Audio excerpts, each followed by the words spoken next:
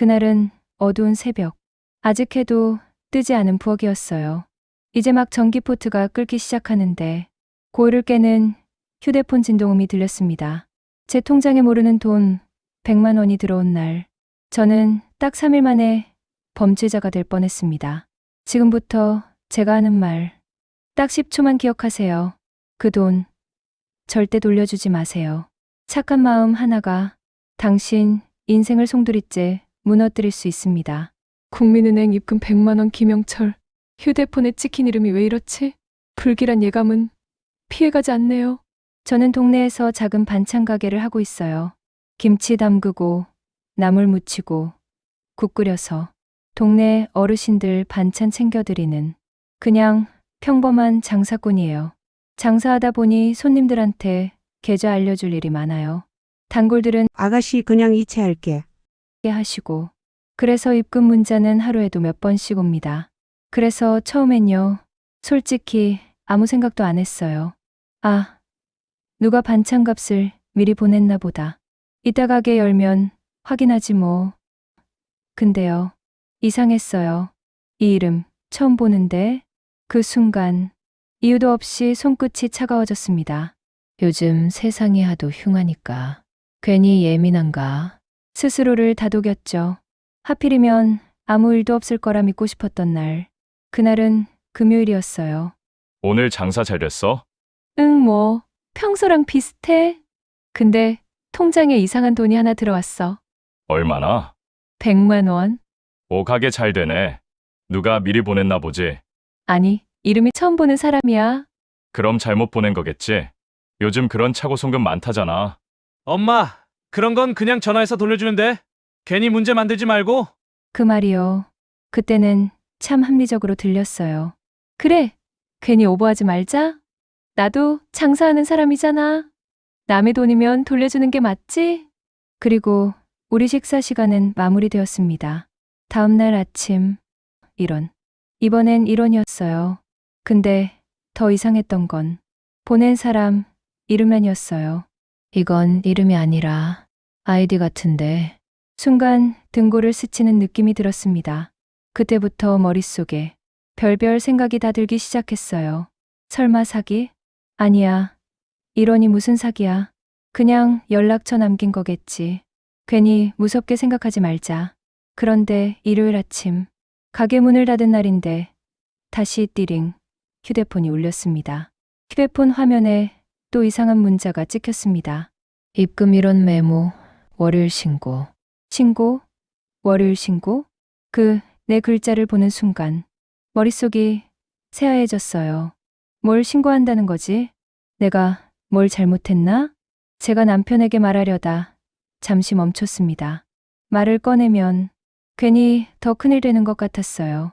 그날 밤, 불 꺼진 방에서 휴대폰을 손에 쥔 채 혼자 뒤척였습니다. 월요일까지만 기다려보자. 월요일에 전화해서 물어보면 되겠지. 저는 단 한 번도 깊게 잠들지 못했습니다. 월요일 아침, 아직 가게 문을 열기 전 불 꺼진 가게 안에서 나는 혼자서 휴대폰을 쥐고 서 있었습니다. 월요일 아침이 되자마자 더는 못 버티겠더라고요. 도망치듯 피하면 진짜 잘못한 사람이 되는 기분이 들었어요. 나는 조심스럽게 전화를 걸었습니다. 여보세요? 혹시 제 통장으로 100만 원 보내신 분 맞으세요? 아, 네네 맞아요. 아주머니, 제가 진짜 큰일 날 뻔했어요. 아, 그럼 차고 송금이셨군요. 네, 맞아요. 제가 계좌를 잘못 입력했어요. 지금 당장 돌려주셔야 해요. 급해요. 아, 알겠습니다. 계좌번호 알려주시면 바로 보내드릴게요. 지금요. 지금 바로요. 은행에서 처리 들어가면 저 진짜 큰일 납니다. 그 말에 이상하다는 생각보다 먼저 든 감정은 미안함이었어요. 나도 장사하는 사람이잖아. 저 사람도 사정이 있겠지. 괜히 질질 끌지 말자. 다시 한 번만 불러드릴게요. 농협. 그때 딱 한 번, 아주 짧게 머릿속에 이런 생각이 스쳤어요. 이거 그냥 은행 통해서 해야 하는 거 아닌가? 아주머니, 아직인가요? 지금 은행 전화 오기 직전이에요. 보냈습니다. 그 순간엔 오히려 마음이 놓였어요. 아, 다행이다. 큰일 날 뻔한 사람 하나 도와줬네. 나는 휴대폰 내려놓고 가게 불을 켰습니다. 그런데 2시간 후 다시 휴대폰 진동이 울렸어요. 휴대폰 화면에는 국민은행 고객님의 계좌가 전기통신금융사기 의심 계좌로 신고되어 지급정지되었습니다. 뭐? 지급 정지? 그 문장을 이해하는데 몇 초가 걸렸어요. 급하게 은행 앱을 열었습니다. 그런데 휴대폰에는 출금 가능 금액 0원. 아니지. 이건 스미싱일 거야. 하지만 그때서야 깨달았어요. 제가 방금 돌려준 게 아니라 넘겨줬다는 걸. 이때부터였습니다. 제 인생이 완전히 다른 방향으로 흘러가기 시작한 게 지급정지라는 말이 그때는 정확히 무슨 뜻인지도 몰랐어요. 그냥 잠깐 확인하겠다는 거겠지. 곧 풀리겠지. 스스로를 속였죠. 나는 은행 앱을 다시 접속해 보았습니다. 그러나 화면에는 화면 출금 가능 금액 0원. 아니네. 한 번 더 새로 고침을 했지만 여전히 0원이었습니다. 그 순간 심장이 바닥으로 꺼지는 느낌이 들었습니다. 나는 고객센터 번호를 눌렀습니다. 상담원이 연결될 때까지 잠시만 기다려 주십시오. 그 몇 분이 1시간처럼 느껴졌어요. 국민은행입니다. 저 방금 지급정지 문자를 받았는데요. 제 통장에 있는 돈이 전부 0원으로 떠요. 확인해 보겠습니다. 잠시만요. 고객님 계좌로 보이스피싱 피해금이 입금됐다는 신고가 접수돼 지급정지 조치가 들어간 상태입니다. 아니요. 그건 차고 송금이었고요. 그래서 제가 바로 돌려드렸어요. 그 부분은 은행에서 판단할 수 있는 영역이 아닙니다. 아니, 잠깐만요. 저는 돈을 훔친 것도 아니고 모르는 돈이 들어와서 돌려준 건데요. 신고가 접수되면 법에 따라 자동으로 지급정지 조치가 됩니다. 그럼 저는요? 저도 피해자잖아요. 저 장사하는 사람인데 통장 묶이면 당장 가게는 어떻게 해요? 해제를 원하시면 수사기관에서 혐의 없음 결정이 나거나 피해자와 합의를 보셔야 합니다. 피해자요? 그 피해자가 누구인데요? 저한테 돈 보내놓고 신고한 사람요? 자세한 사항은 안내가 어렵습니다. 그때 처음으로 제 안에서 뭔가가 뚝 하고 끊어졌어요. 합의? 혐의 없음? 내가 뭘 잘못했다고? 제 통장엔요. 그날 반찬 재료비, 카드 대금, 월세, 생활비 전부 들어 있었습니다. 이건 단순히 돈 문제가 아니었어요. 통장이 묶인 순간 제 삶이 강제로 멈춰버렸습니다. 다음 날 아침 나는 은행 ATM 앞으로 가서 카드를 넣고 조회를 해보았습니다. 그러자 ATM 화면에는 거래가 제한되었습니다. 뭐야? 나는 카드를 다시 넣어보지만 ATM 화면에는 거래가 제한되었습니다. 설마 싶었어요. 그래도 혹시나 해서 다른 은행 ATM으로 갔죠. 다른 은행 ATM 화면에서도 거래가 제한되었습니다. 그 순간 정확히 이해됐어요. 주거래 통장만이 아니구나.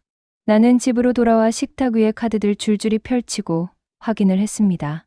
제 이름으로 된 통장, 적금, 체크카드, 심지어 카드 결제까지 전부 막힌 거였어요. 그래서 은행에서는 뭐래? 수사 결과 나올 때까지 기다리래? 아니, 그걸 왜 내가 기다려야 해? 당신이 남의 돈을 왜 함부로 보내? 나도 몰랐어. 전화가 왔고 잘못 보냈다길래. 세상이 어떤 세상인데 아직도 그런 전화를 믿어? 은행 통해서 하면 될걸. 왜 내 멋대로야? 엄마 솔직히 말해서 너무 답답해. 요즘 뉴스 안 봐? 다 사기잖아. 가족의 반응에 나는 멍해졌습니다. 그날 저는 처음으로 느꼈어요. 사기보다 더 아픈 게 뭔지. 당분간 가게 운영도 못하겠네. 이자, 월세는 어떻게 할 건데? 그 말 한마디에 심장이 쿵 내려앉았습니다. 한편 가게에서 손님들은 사장님, 계좌이체했어요. 아, 네. 입금 알림이 와도 확인할 수 없는 사람이 되어 있었습니다. 내가 그렇게 큰 잘못을 한 걸까? 그날 밤 저는 사기 피해자가 아니라 집안의 문제아, 짐 같은 사람이 되어 있었습니다. 그리고 한 달 후 아침 우편함 앞에 멈춰 섰습니다. 두툼한 봉투 하나. 발신인 경찰서. 시간이 조금 지나면 풀릴 줄 알았어요. 은행도, 경찰도 오해하는 게 밝혀질 거라고요. 그러나 봉투에는 출석 요구서. 혐의 전자금융거래법 위반 사기 방조. 사기 방조? 순간 글자가 눈에 들어오지 않았어요. 방조? 이거 내가 잘못한 게 맞는 건가? 그날은 차라리 아무 말도 못하겠더라고요. 나는 경찰서로 갔습니다. 조사실 문이 닫히면서 수사관이 들어왔습니다. 사고 송금 받은 돈을 왜 다른 계좌로 보내셨죠? 그 사람이 잘못 보냈다고 해서요. 원래는 입금된 계좌로 반환하거나 은행 중개 절차를 밟으셔야 합니다. 그걸 몰랐어요. 전화가 왔고 너무 다급해 보여서. 100만 원을 보내신 분은 보이스피싱 피해자였습니다. 네, 그리고 고객님이 돌려보낸 계좌는 범죄 조직 계좌로 확인됐습니다. 그 말이요. 그 순간 머릿속에서 퍼즐이 맞춰지기 시작했어요. 급해요. 지금 당장 큰일 납니다. 제가 한 행동이 착한 일이 아니라 범죄의 마지막 달이었다는 걸. 의도는 없으셨겠지만 결과적으로는 범죄 자금 전달입니다. 저는 그냥 돌려준 건데요. 사람이면 그렇게 하는 게 맞는 거 아닌가요? 그날 저는 깨달았습니다.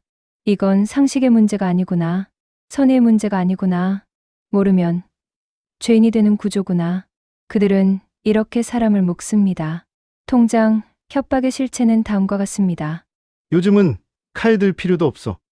사람 하나 망가뜨리는데 계좌 하나면 충분하거든. 타겟은 딱 정해져 있어. 자영업자, 중고거래 많이 하는 사람, 계좌번호 여기저기 노출된 사람들, 반찬 가게, 미용실, 온라인 판매자, 다 착해. 그리고 급한 말에 약하지. 돈은 많이 안 넣어? 10만 원, 15만 원? 아니면 이런. 여기에다가 텔레그램 아이디 하나 남겨. 연락하라고. 그리고 은행에 신고해. 보이스피싱 당했어요. 속아서 보냈어요. 그럼 끝이야. 계좌는 자동으로 묶이거든. 그리고 계좌 풀고 싶으면 돈을 보내라고 합니다. 신고 취하해준다고 말이지요. 사람은 2번 무너집니다. 통장 묶일 때 1번, 가족한테 욕먹을 때 1번. 나는 그때 깨달았어요. 이건 사고가 아니구나. 운이 나쁜 것도 아니고 처음부터 누군가 설계한 함정이었구나. 이때 내 휴대폰에 도착한 메시지. 100만 원 보내면 계좌 풀어줌. 오늘 안에? 나는 화면을 바라보다가 천천히 휴대폰을 내려놓습니다. 그 순간 제 안에서 뭔가가 바뀌었어요. 아니지. 이건 내가 숨을 일이 아니지. 이제부터는 내가 움직일 차례구나. 울고 겁먹고 가족 눈치만 보면 진짜로 다 잃겠더라고요. 은행 중개 요청, 경찰 신고, 증거 확보. 이제부터는 착한 사람 말고. 그날 오후 저는 처음으로 운에 맡기지 않기로 했어요. 무섭다고 피하면 이 사람들은 반드시 다시 옵니다. 1번. 절대 돈을 움직이지 말 것. 2번. 은행을 통해서만 움직일 것. 3번. 모든 걸 증거로 남길 것. 다음 날 아침 나는 은행 고객센터로 전화 연결을 했습니다. 금융사고 접수팀으로 연결 부탁드립니다. 말씀하세요. 제 통장에 모르는 돈이 입금됐고 저는 그 돈과 아무 관련이 없습니다. 직접 송금이 아니라 중개 요청으로 반환하고 싶습니다. 네, 절차 안내드리겠습니다. 이 말 한마디로 상대의 속도에 끌려가지 않게 됐어요. 나는 증거 수집부터 하기로 했습니다. 핵심은 지우지 않는다. 휴대폰 화면 캡처부터 시작했어요. 입금, 내역, 월요일 신고 메모, 텔레그램 아이디, 협박 메시지. 그동안은 무서워서 지우고 싶었던 것들. 이제는 전부 내 편이 될 자료가 됐습니다. 다음에는 경찰서로 가서 사실 확인을 하기로 했습니다. 계좌로 모르는 돈이 입금됐습니다. 범죄에 연루될까봐 사실관계 확인을 남기고 싶습니다. 사건 사고 사실 확인서 발급해 드릴 거? 이 종이 한 장이 그때는 몰랐어요. 나중에 제 인생을 증명해 줄 줄은. 통장이 바로 풀리진 않았어요. 하지만 처음으로 내가 뭘 해야 하는지 명확해졌습니다. 은행은 뭐래? 중개 요청 넣었고 경찰서 확인서도 받아왔어. 그래. 그날 이후로 저는 더 이상 설명하지 않았어요. 대신 하나씩 절차대로 움직였습니다.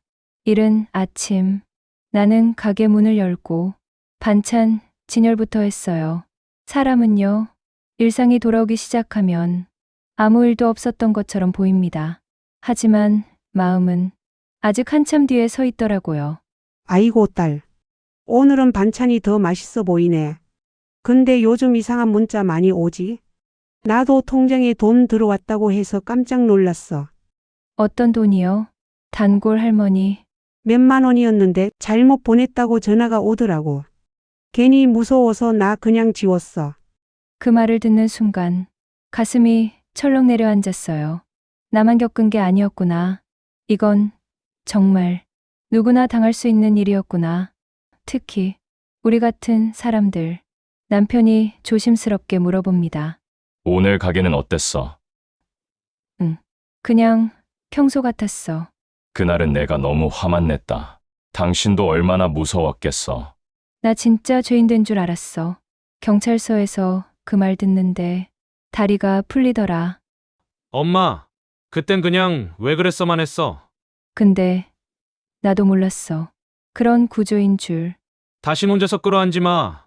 이런 건 같이 버티는 거야. 그 말 한마디에 그동안 눌러놨던 게 한꺼번에 올라왔습니다. 나 같은 사람 또 나오면 안 되잖아. 가게에 방문한 고객님에게도 제 경험을 말하며 알려주기로 했습니다.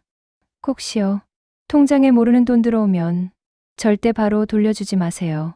은행부터 전화하셔야 해요. 아, 그런 거예요?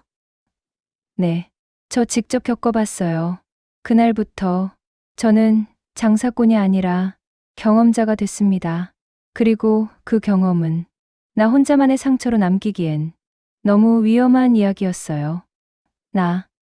그래서 이 이야기를 꺼낸 겁니다.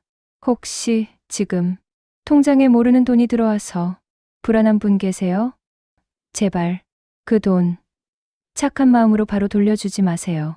그 순간 범죄자들은 당신을 피해자로 보지 않습니다. 중간 다리로 씁니다. 저는요, 통장이 묶였을 때 돈보다 더 무서운 걸 잃었습니다. 내가 잘못 살았나 하는 생각, 착하게 산 게 죄인가 하는 의심.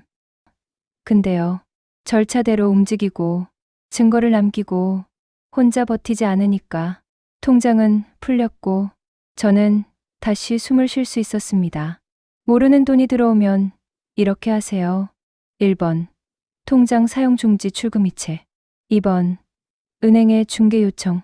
3번, 경찰서 신고 사실 확인 서류.